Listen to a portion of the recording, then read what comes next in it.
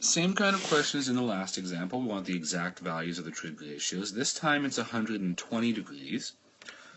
Doesn't change the process. We're still going to draw out a 120 degree angle in standard position.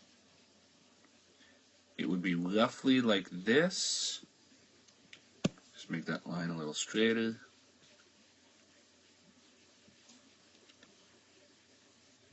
This time, however, drawing the triangle becomes a little less obvious because we can't actually join the terminal side directly to the initial side. We still need to join the terminal side to the x-axis, which would be straight down.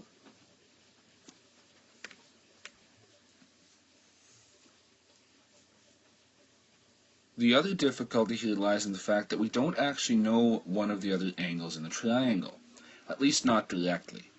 What we can do is we can use the fact that this angle is 120 degrees,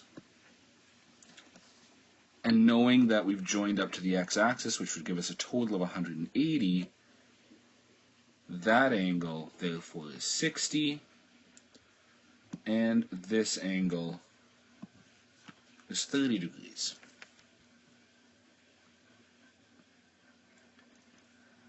This is now definitely a 30, 60, 90 triangle.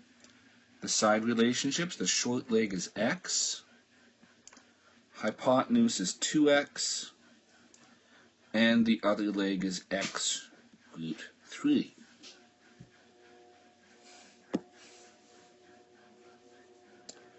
From these facts, we can go and we can find the trig ratios with one small thing that we've left out. Since we've put this triangle on an xy axis, there's an implied relationship of negative and positive. So in actuality, the x side is actually negative x. And I know you're thinking, well, it's a triangle, it's a length, shouldn't it have to be positive no matter what?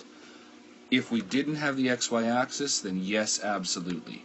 Because we do, we can make that distinction between positive and negative, so we will.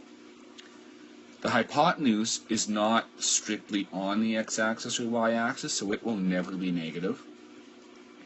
The long leg going straight up and down actually goes straight up onto the positive side of the y-axis, so it's good being positive x root 3. So we jump to a formula. Sine of 120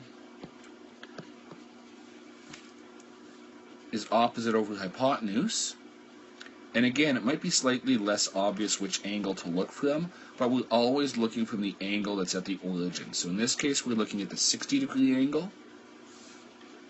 So a sine being opposite over hypotenuse, opposite is x root 3. Hypotenuse is 2x.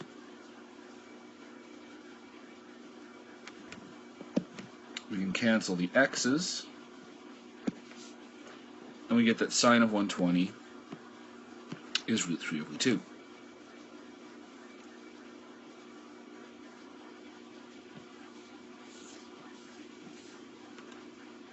Cosine of 120, adjacent over the hypotenuse. Adjacent is negative x. Hypotenuse is 2x. Cancel our x's. Cosine of 120 is negative half.